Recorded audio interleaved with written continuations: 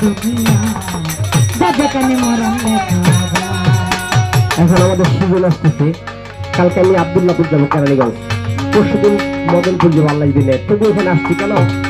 আমার বোন খুব ভালো মানুষ, উনি এই ব্যবসার সিস্টেমটা বুঝলেন, এটা ভালো ব্যবসা, যদি সততা রেখে আপনি করতে পারেন।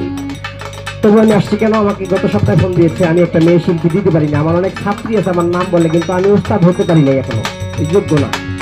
তো একজন আছে যাকে আমি আদেশ করলে আমার কথা ফালাবে না। তো আমার সাথে যোগাযোগ এখন বন্ধ হয়নি, আগামীকালকে আমার সাথে প্রোগ্রামে যাবে, আমি বলে দিব আপনার এখানে থাকবে ইনশাল্লাহ। আর এই যে আমার বাপ আমার সাথে ডোল বাজাইছি দীর্ঘদিন। যদি এখানে কারো বাজনা কোনো কিছু আপনার ভালো লাগে আমাকে বলবেন, আমি ভালোবাসা দিয়ে তাদের গাইনা দেওয়ার চেষ্টা করবো সবসময়। এবং আমার এই ভাই এই গানটা অনুরোধ করে আমাকে আজকে রাত্রটা সার্থকতা এনে দিয়েছে। আল্লাহ পাক ভিডিও করতেছে একটা সবার মতো, ওই ভিডিওটা একদিন ছাড়বো, দেখবো ওই বিলাল এখানে 12 নম্বর গিফটটা কার কারণে আইছে, যে ব্যবসা করে গেছে না আসলে কিছু দিয়ে গেছে, সে রাসূলের একটি এই গানটি এটা অনুরোধ করেছে, আমি নিষেধ করেছিলাম কারণ অনেক শিল্পী ডিস্টার্ব হবে, তাই তবুও তিনি শোনার আক্ষেপ রেখেছে। তাই আশেক চাইলে মাসুক যদি হয় তাকে না দেওয়াটা একটা কৃপণতা, সেই কৃপণতা আমি ভিন্ন অন্তর্ভুক্ত থাকতে পারি না। তার জন্য গাওয়া ভাইয়ের প্রতি শ্রদ্ধা আসছে, আপনারা যারাই বাচ্চারা করেছেন আপনারা সবারই সার্থকতা আছে ইনশাল্লাহ। মনে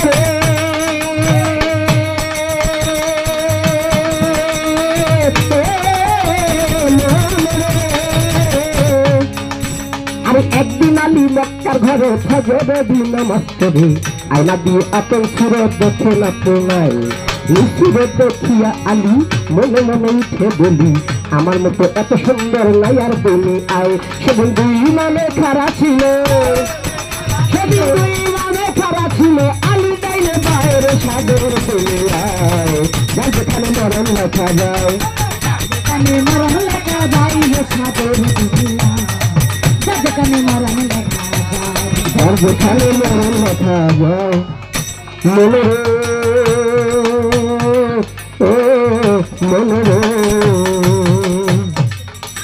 তার সে বললি সুরত দেখিয়া আলী মনে মনে উঠে বলি আমার মতো এমন সুন্দর নাই আর দুনিয়ায়।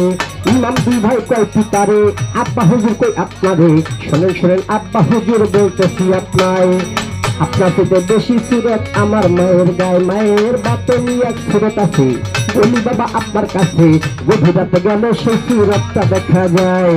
এই কথা আলী শুনিয়া, এই কথা শুনিয়া আলী গোসাতে উঠিল গলি, ধীরে ধীরে ঘরে গেলেন আলী মরতে যায়, যাইয়া বলছে বিবির ধারে, শোনো জোহরাতেই তোমারে, তোমার বাতনি সুরত কেন দেখাও নাই আমায়, আর তুমি আমার ঘরে এসে তোমার সকল কিছু দেখতে পারি, তবে কেন পানে শরীর দেখাও নাই আমায়। ফাতেমায় কথা শুনিয়া তখনই উঠে কান্দিয়া বিলাইয়া বিলাইয়া আল্লাহর কাছে ফরিয়াদ জানায়, মাওলা গো আমার এই বাতনি সুরতের কথা ঝেকইয়া লাগাইছে ব্যথা, জহরে কহরে মরণ দিও গো তাহাই। মাই যখন ও